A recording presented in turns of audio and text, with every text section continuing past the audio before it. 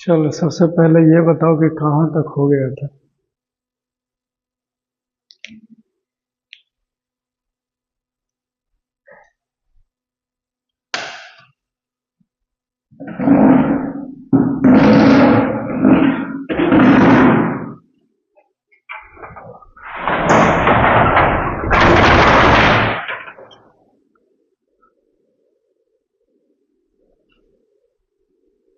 I hope कि सब कुछ जो है वो क्लियर हो गया होगा, राइट। तो नेक्स्ट टॉपिक का हमारा नाम होगा दैट इज द इवेपोरेशन के बारे में बता रहे थे हम, है कि नहीं। तो सबसे पहले इवेपोरेशन के बारे में जानो।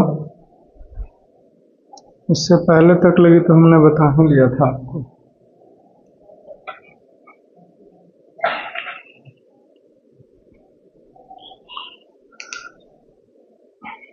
So let me explain about the evaporation.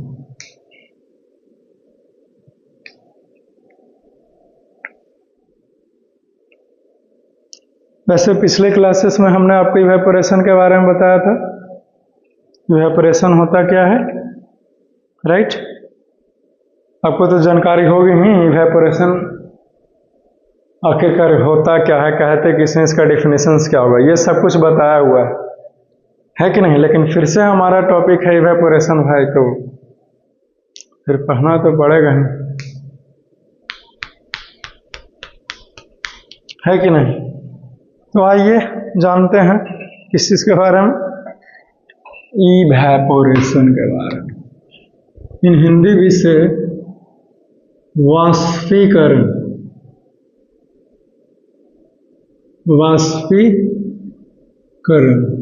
Right, this is the name of the topic. And English भी से इवेपोरेशन, राइट, इवेपोरेशन, ये है हमारा टॉपिक। तो इवेपोरेशन होता क्या है, कहेंगे किसे, तो ध्यान से देखिए। I am going to write the definitions of the, हम लोग वाष्पीकरण का डेफिनेशन लिख रहे हैं। लिखेंगे कि वैसा प्रक्रिया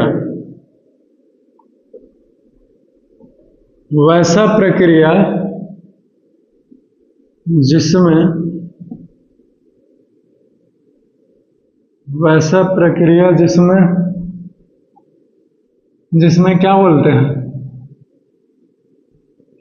द्रव्य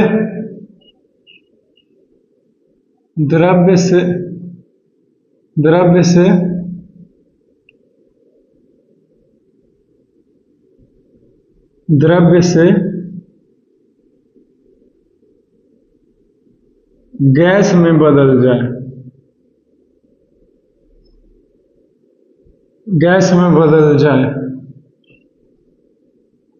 जाए, उससे क्या कहते हैं भाई,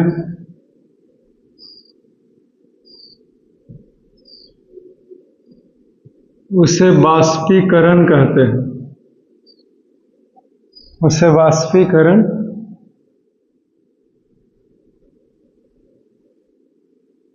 कहते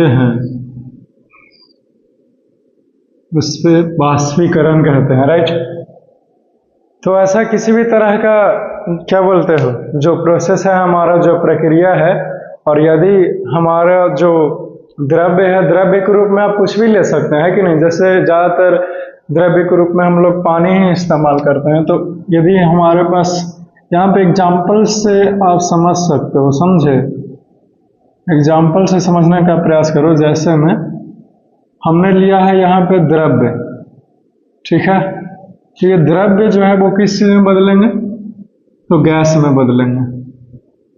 इज इट क्लियर। द्रव्य जो है वो गैस में बदलेगा। और हमने द्रव्य के रूप में क्या लिया है भाई, तो पानी लिया है, ठीक है। द्रव्य के रूप में पानी लिया तो पानी जो है वो वाष्प में बदलती है। किस चीज में बदलेगी, वाष्प में, ठीक है। तो इसी प्रक्रिया को वाष्पीकरण कहते हैं, क्या कहते हैं भाई? वाष्पीकरण। इन इंग्लिश वी से इवेपोरेशन। इवेपोरेशन। यहां तक आपके पास जानकारी है? Is it clear? यहां तक जो है वो हमने आपको बताया है कि वाष्पीकरण जो है वो क्या होता है, इसका डेफिनेशंस क्या है, राइट। अब आगे आपको वाष्पीकरण फिर से एक नया टॉपिक था, कुछ नई चीजों को सिखाने के लिए, इसलिए आपको फिर से बताना जरूरी था, समझे। और फिर पहले ही बताया था तो आपको रिवाइज भी हो गया है कि नहीं। तो क्या बोलते हैं कि जो ये हमारा वाष्पीकरण था वो खत्म हो गया। अब है factors affecting evaporation. Factors affecting evaporation यानी कि वाष्पीकरण को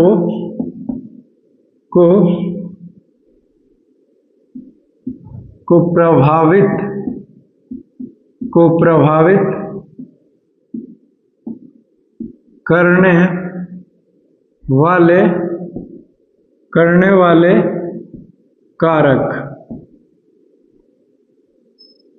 करने वाले कारक बोलिए चाहे कारण बोलिए, एक ही बात है।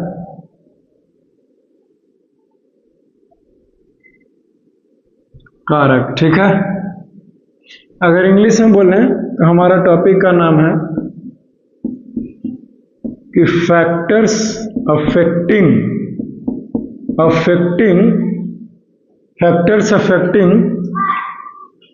इवेपोरेशन।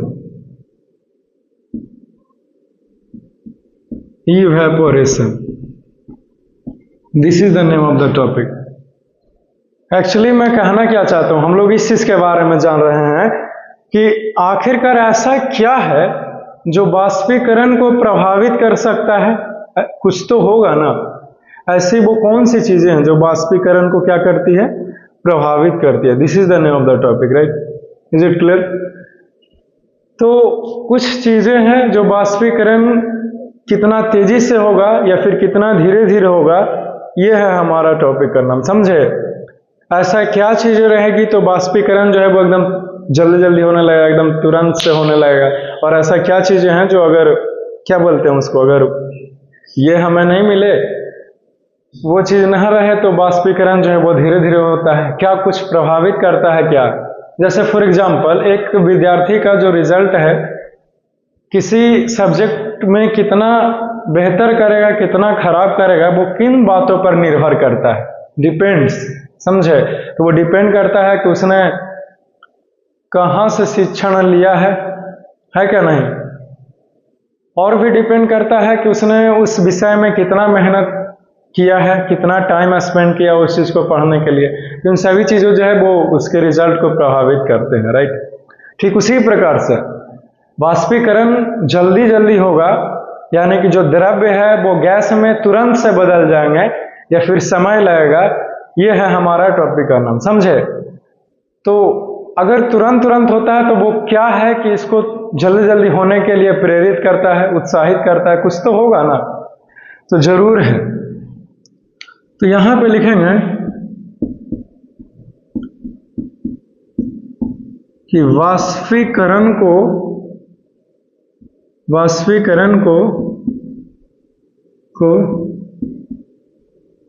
प्रभावित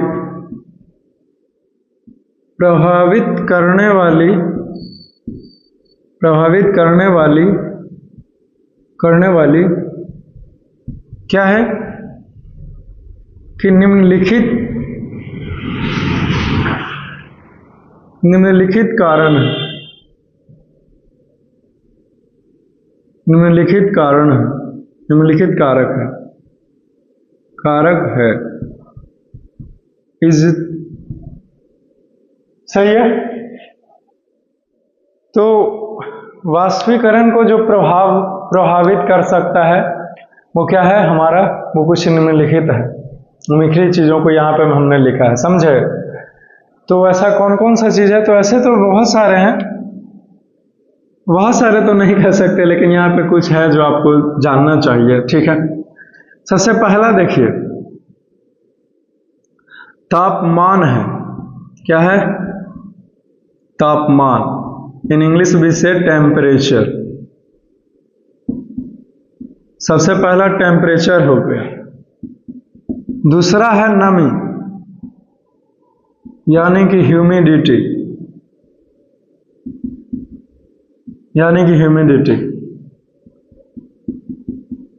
चार होते हैं टोटल।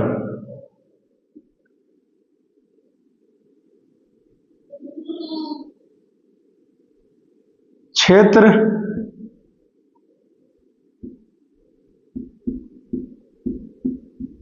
यानी कि सरफेस एरिया, और लास्ट हो गया हमारा जो अंतिम है वो हो गया तापमान, नमी, क्षेत्र और हवा यानी कि wind. Is it clear?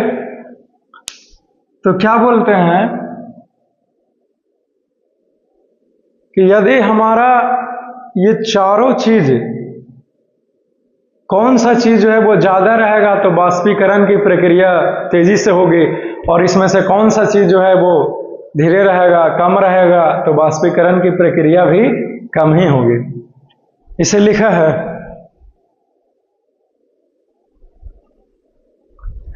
This is the name of the topic, isn't it? Is it clear? Okay, वारी वारी से वन बाई वन करके हम लोग अभी समझ जाते हैं, फिर इस चीज के बारे में मैं आपको लिखवा दूंगा बाद में। अभी आप ये देखिए, सबसे पहला हमने लिखा है तापमान के बारे में, इस चीज के बारे में, टेम्परेचर के बारे में। क्लियर? तो जो हमारा तापमान है वो क्या ज्यादा रहेगा तो बाष्पीकरण की प्रक्रिया ज्यादा तेजी से होगी या फिर जल्दी जल्दी होगी, या फिर हमारा तापमान कम रहेगा तो क्या बाष्पीकरण धीरे धीरे होगी, ये बताना चाहते हैं। तो इधर देखिए, बाष्पीकरण है क्या ये तो आपको पता है, यानी कि जो द्रव्य है हमारा वो किस में बदलेगा, बोलो? गैस में बदलेगी, यानी कि पानी जो है वो द्रव्य है, और पानी से गैस में बदलना है, यानी कि पानी वाष्प में बदलेगी। तो यदि आप तापमान को बढ़ा देते हैं तो बाष्पीकरण जो है वो तेजी से होता है। क्यों? कैसे? क्योंकि द्रव्य जो पानी के रूप में हमारे पास था वो अपनी अवस्था गैस के रूप में कैसे बदलेगी, बोलिए? जब आप उसको एक तापमान देंगे तब ना, क्या? नहीं, जब आप उसको तापमान दोगे तब ना वो बदलेगी जी।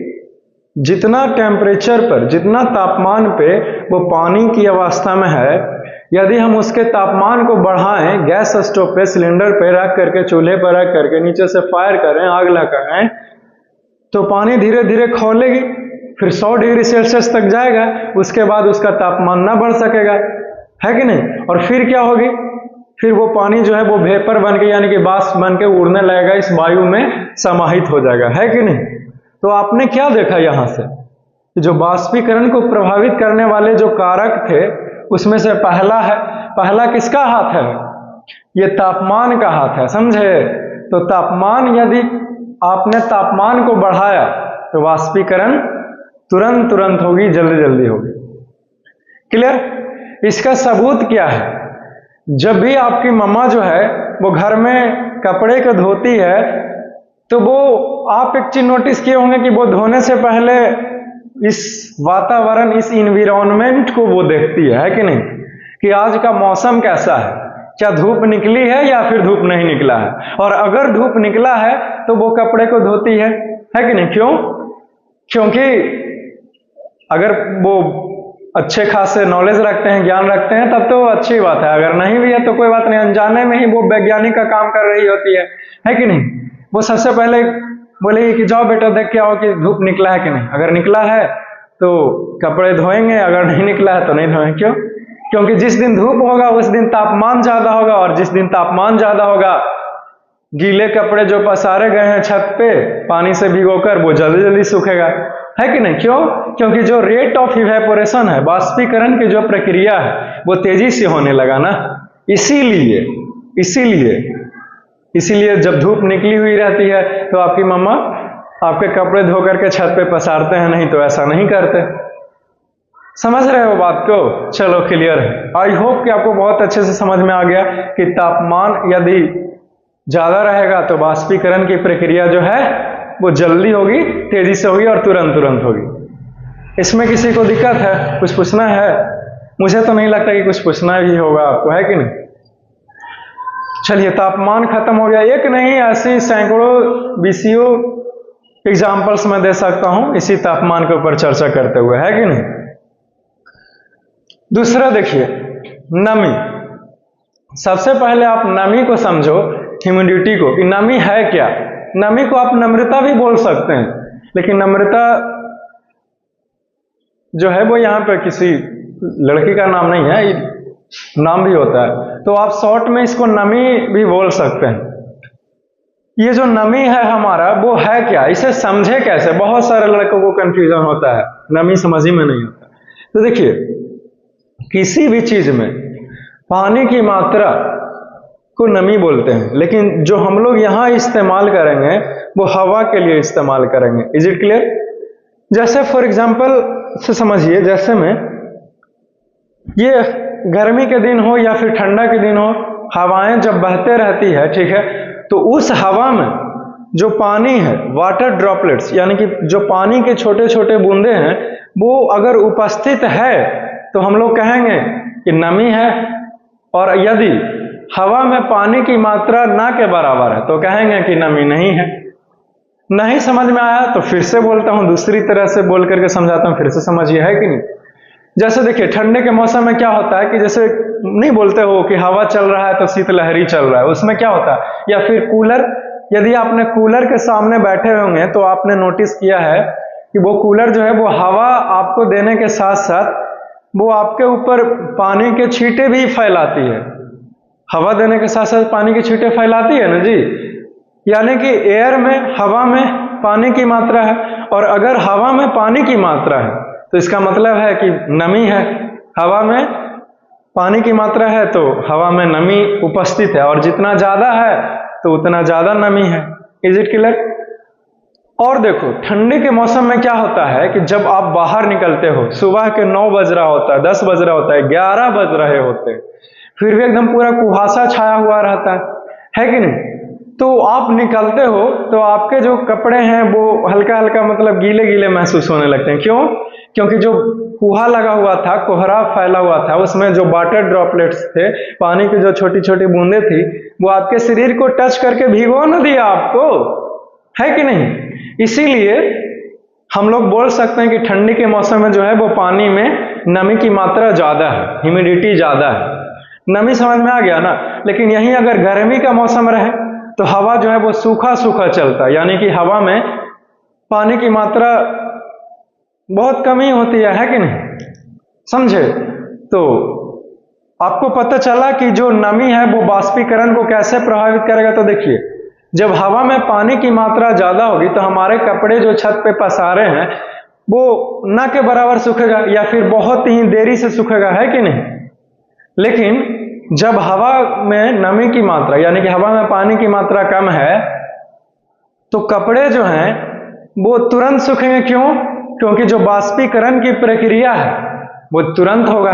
कैसे होगा? जैसे सपोज दैट मेरे ये जो शर्ट है वो मैं गीले शर्ट को पहन करके अगर धूप में खड़ा हो जाऊं, ठीक है, तो उस समय जो हवा में नमी की मात्रा है, यानी कि पानी है, वो ना के बराबर है गर्मी के मौसम, तो हमारे कपड़े तुरंत सूखेंगे। लेकिन अगर ठंडे के मौसम में जब शीतलहरी चल रहा होता है, जब वाटर ड्रॉपलेट्स होते हैं, पानी की बूंदे, और फिर हम लोग छत पे खड़ा हो, कोहरा फैला हो और धूप हो लेकिन ना के बराबर हो, है कि नहीं, तो हमारे कपड़े जो है वो बहुत ही धीरे धीरे सूखेंगे।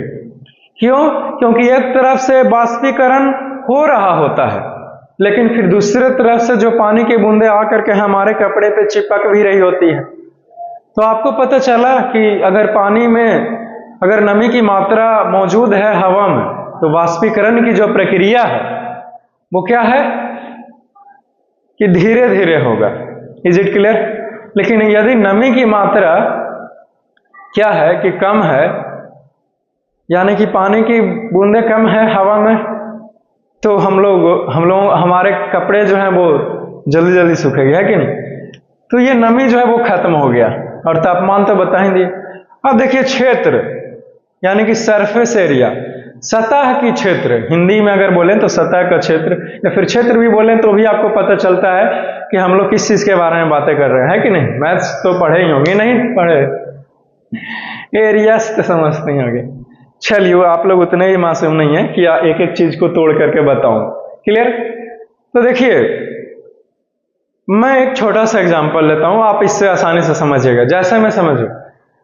जब आपको, या फिर आपने फिल्मों में देखा होगा, या फिर रिश्तेदार जब आपके घर मेहमान आते हैं तो आप क्या करते हो कि कप में, सॉरी, प्लेट के ऊपर कप को रख देते हो, राइट। क्लियर। यानी कि प्लेट में कप को रख करके आप चाय देने जाते हैं घर में, चाय को, है कि नहीं।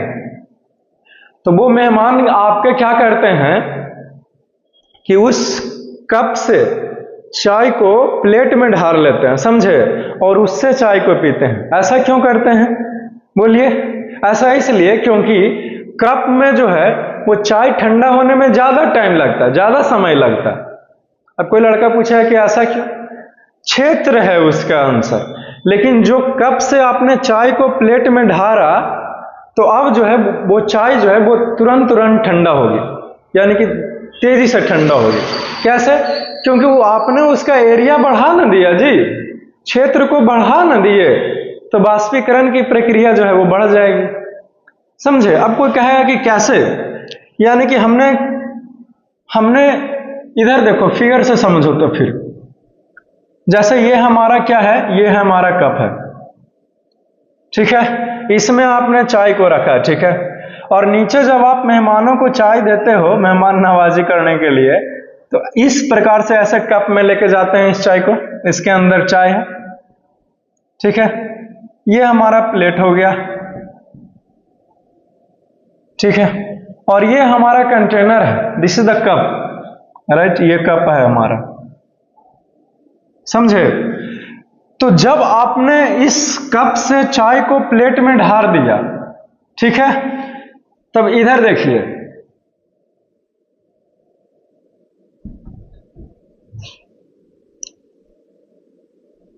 एक कप का फिगर तो पहले बना लो,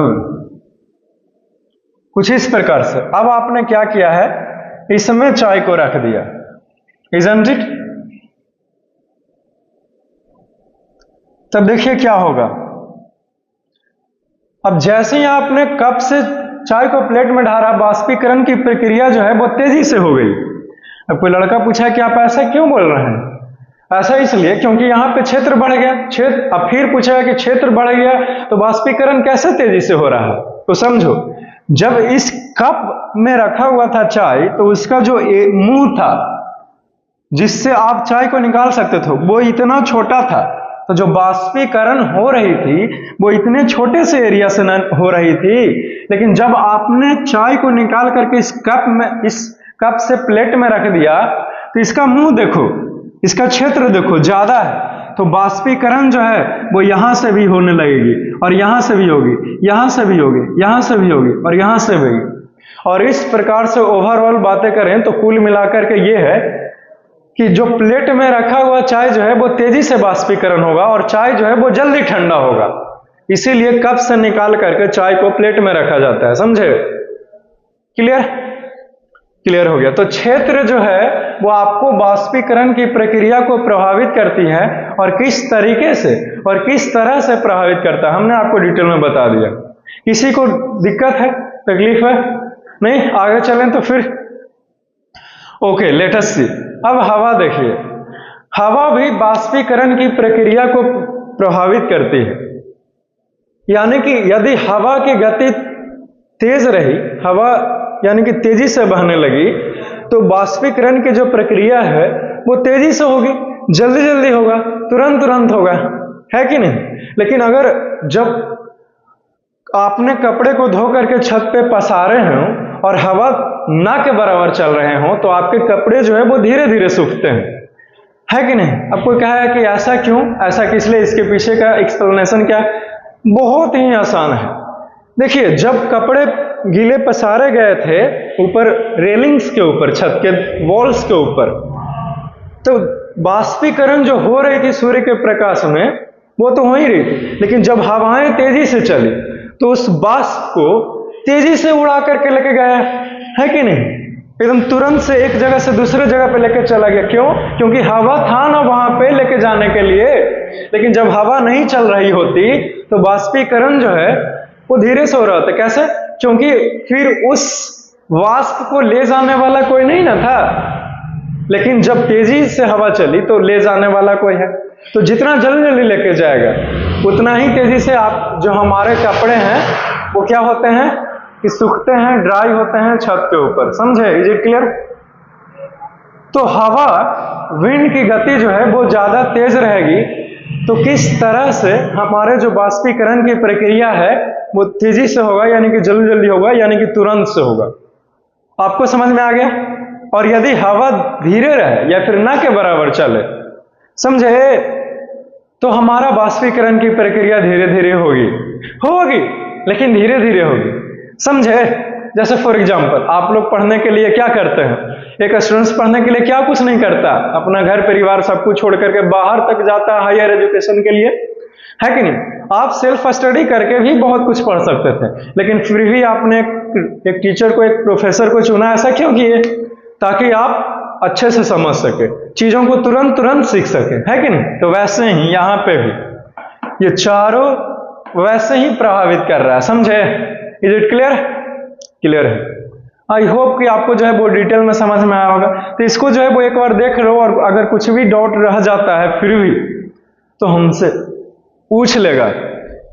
मैं बताने में कभी किसी को कमी नहीं करता, है कि नहीं? लेकिन आप पूछिएगा तब ना, आप पूछिएगा तब ना पता चलेगा कि आपको कहाँ दिक्कत है। पूछे नहीं करेगा तो कोई भगवान थोड़ा। इसे इरेज करना चाहूंगा, मैं मिटा दूं? ओके।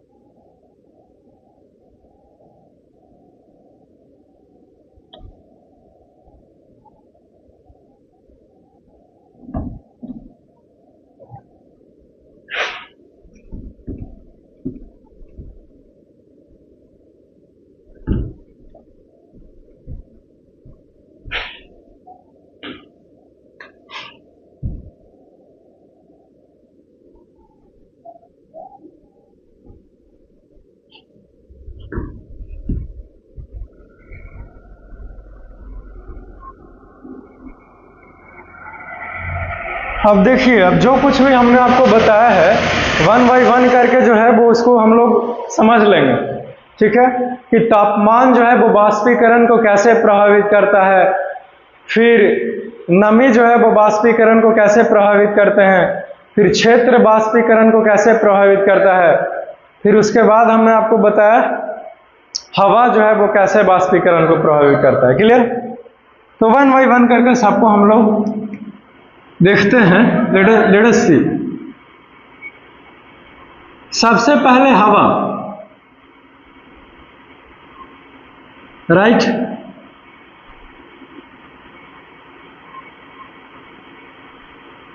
सबसे पहले क्या लिखा था? तापमान। ओके। तो तापमान जो है वो किस तरीके से, किस तरह से प्रभावित करता है, यानी कि टेम्परेचर, इन इंग्लिश भी से टेम्परेचर। तो एवरीबॉडी नाउ स्टार्ट्स राइटिंग। आपको समझा दिया, अब आप लोग लिख लीजिए। देखिए, अगर तापमान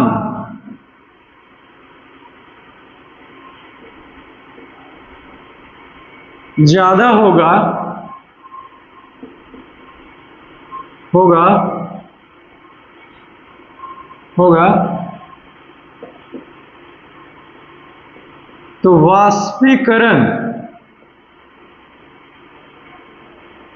वाष्पीकरण की प्रक्रिया, the process of evaporation in English विषय, वाष्पीकरण की प्रक्रिया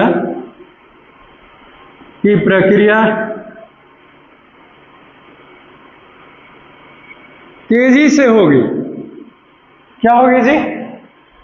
तेजी से होगी। से आया ना? चलो ठीक है, तेजी से होगी, तेजी से होगी। और यदि तापमान कम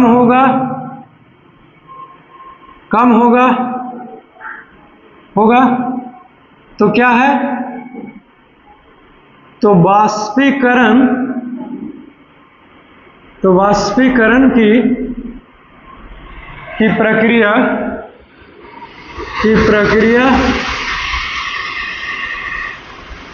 धीरे धीरे होगी। यानी कि होगा, लेकिन क्या है कि धीरे धीरे होगी, धीरे धीरे होगी। Is it clear? इधर सुनो ध्यान से, शांति से। तो ये तो हमने आपको बता दिया। या फिर आप ऐसे भी लिख सकते हैं, दूसरे शब्दों में मैं कहूं तो, कि यदि आप तापमान को बढ़ाया जाए तो वाष्पीकरण की प्रक्रिया क्या है? वो बढ़ेगी। क्लियर? यानी कि जो हमारा वाष्पीकरण है वो टेम्परेचर के, तापमान के डायरेक्टली प्रोपोर्शनल है, यानी कि समानुपाती है, सीधे। आप दूसरे शब्द में ऐसे भी लिख सकते हैं, एक ही बात मैं बोल रहा हूं यहां पे, लेकिन आप और करके यहां पे आप लिख लो, है कि नहीं?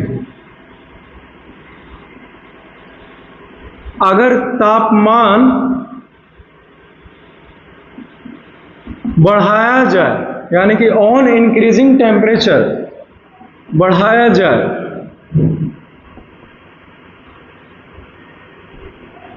तो वाष्पीकरण बढ़ेगी। क्या होगा? बढ़ेगी।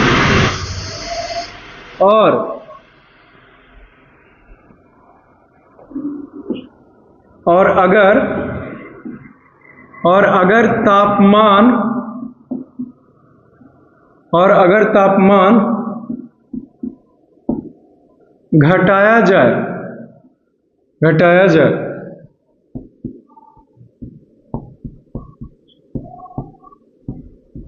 तो वाष्पीकरण घटेगी। सबसे शॉर्ट में हमने आपको लिखाया है, आप इस चीज को जो है वो हमेशा के लिए याद रखिएगा, ठीक है? या फिर और बोल रहे हैं तो कहना क्या चाहते हैं? तो ये कहना चाहते हैं कि जो हमारा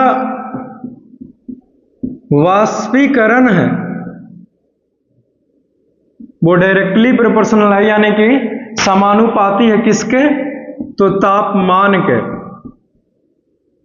किसके? तापमान के समानुपाती है। समझे? तो आप इस चीज को भी आप क्या करिएगा? आप लिख लीजिए। है, चलो खत्म होता है जी। तापमान हमारा क्या होता है? खत्म होता है। ठीक है, अब नमी के ऊपर बातें करेंगे। चलो मिटा दें, हो गया? बोलो जल्दी बोलो, क्या कहना है, क्या करना है? जल्दी बोलेगा। चलो ठीक है, फिर मिटाते हैं। अब हमारा नमी आता है।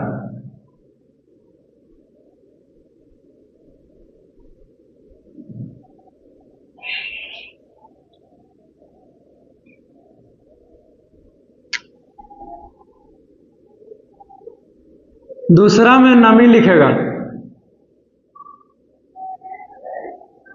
इन इंग्लिश भी से ह्यूमिडिटी। इन इंग्लिश भी से ह्यूमिडिटी। देखिए, अगर इसमें उल्टा है। उल्टा ये है कि अगर नमी कम होगा, यदि अगर नमी कम होगा तो बाष्पीकरण की प्रक्रिया तेजी से होगी, और यदि नमी ज्यादा होगा तो बाष्पीकरण की प्रक्रिया धीरे धीरे होगी। समझे? अगर दूसरे शब्दों में बोले तो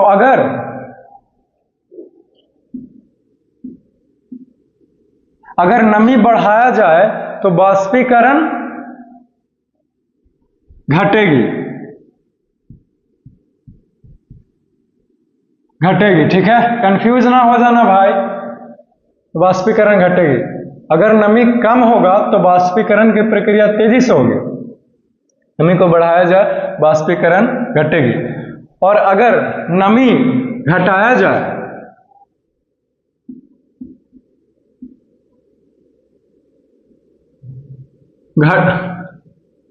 यहां पर नमी लिखाएगा, यानी कि अगर नमी घटाया जाए तो बाष्पीकरण बढ़ेगी। कैसे ये सब बढ़ेगी, कैसे घट बढ़ रहा है पता चल रहा है ना? अभी तो पढ़ाए हैं, तुरंत भूलूंगा जी। इतना जल्दी भूलेगा तो कैसे काम चलेगा?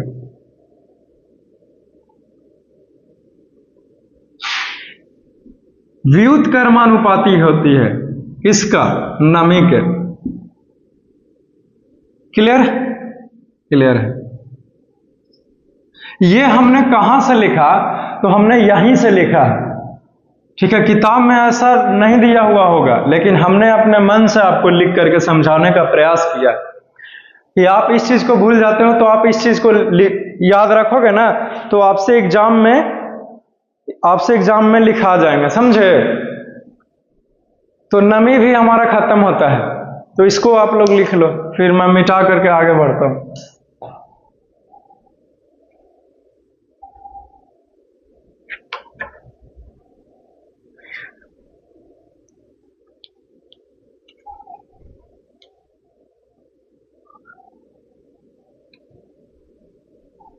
हो गया?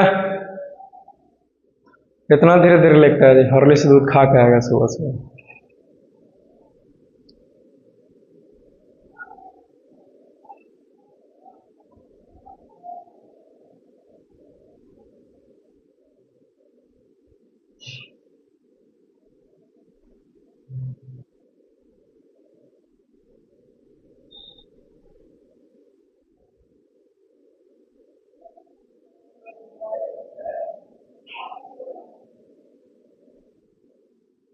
मिटाए? चलो ठीक है, बहुत हो गया इतना।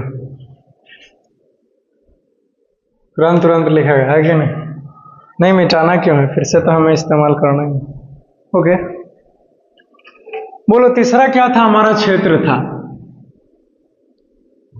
क्या था हमारा जी? क्षेत्र था। इन इंग्लिश भी से एरिया।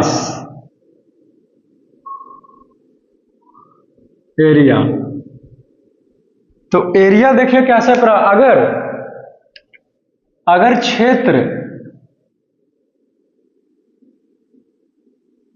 अगर क्षेत्र कम होगा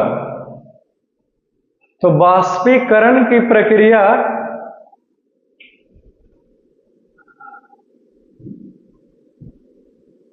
धीरे से होगी, और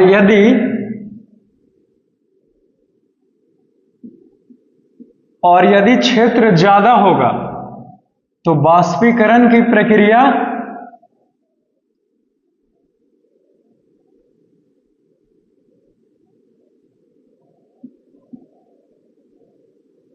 तेजी से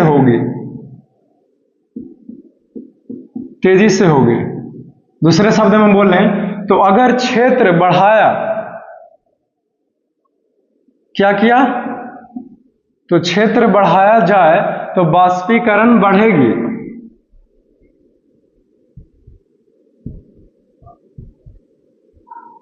और अगर क्षेत्र को क्या करिएगा, घटाइएगा, घटाया, क्षेत्र ना लिखाएगा जी,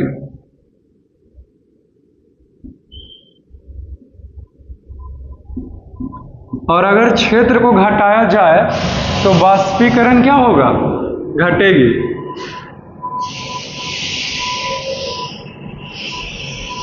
वाष्पीकरण घटेगी, समझे। तो यहां पे जो है क्षेत्र घटाया तो वाष्पीकरण घटेगी, क्षेत्र बढ़ाया तो वाष्पीकरण बढ़ेगी। यहां पे समानुपाती है क्षेत्र के, वाष्पीकरण जो है वो समानुपाती है क्षेत्र के। ठीक है, आई होप कि आपने इसे लिखा होगा। चलिए मैं साइड होता हूं, आप लोग लिख लीजिएगा। कुछ भी डाउट है तो कमेंट सेक्शन में जरूर लिखना है, समझे।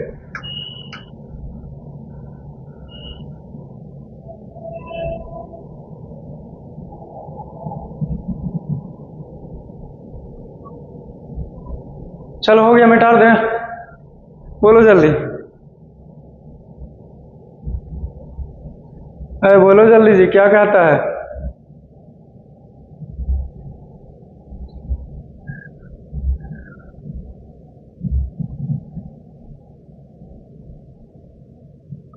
चलो ठीक है, वेरी गुड। अब लास्ट है, अंतिम बच गया, दैट इज द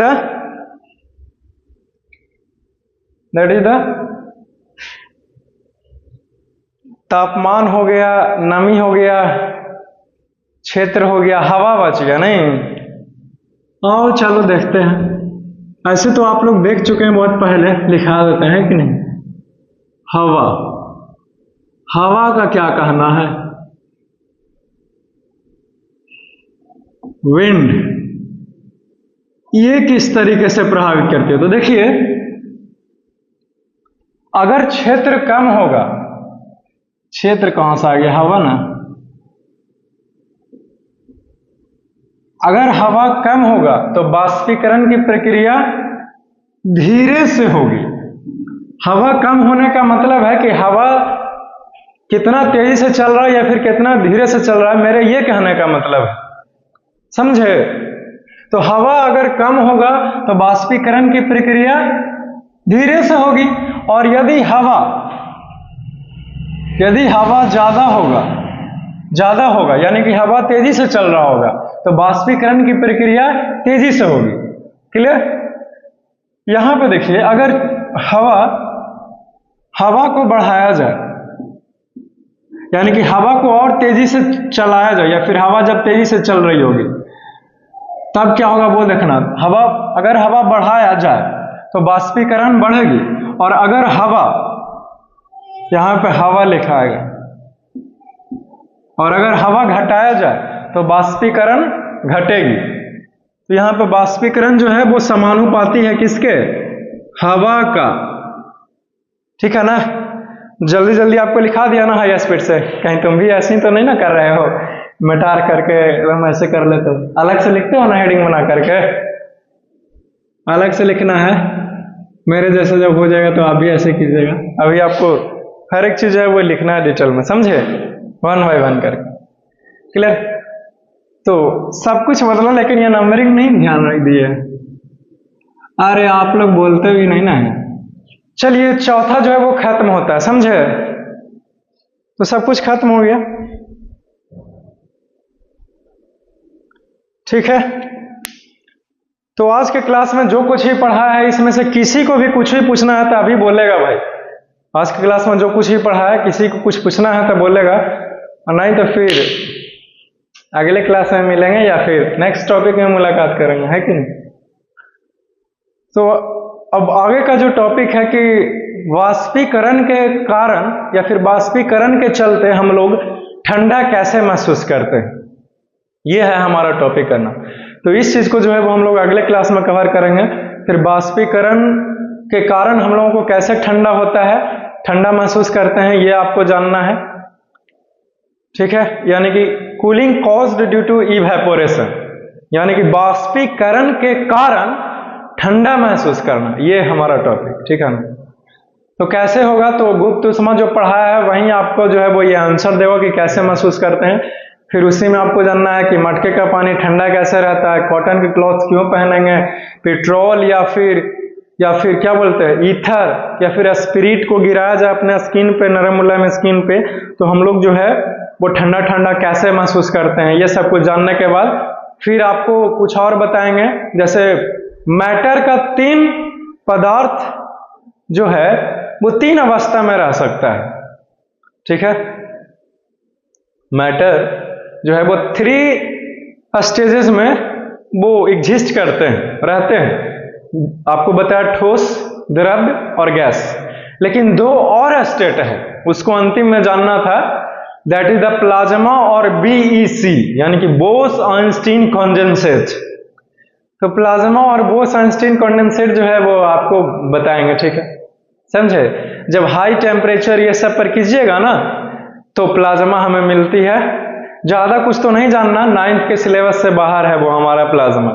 और BEC बोस-आइंस्टीन कंडेंसेट तो सत्येंद्र नाथ बोस नाम के एक साइंटिस्ट हुए जो 1920 में इसका खोज किया था, BEC का, बोस-आइंस्टीन कंडेंसेट का।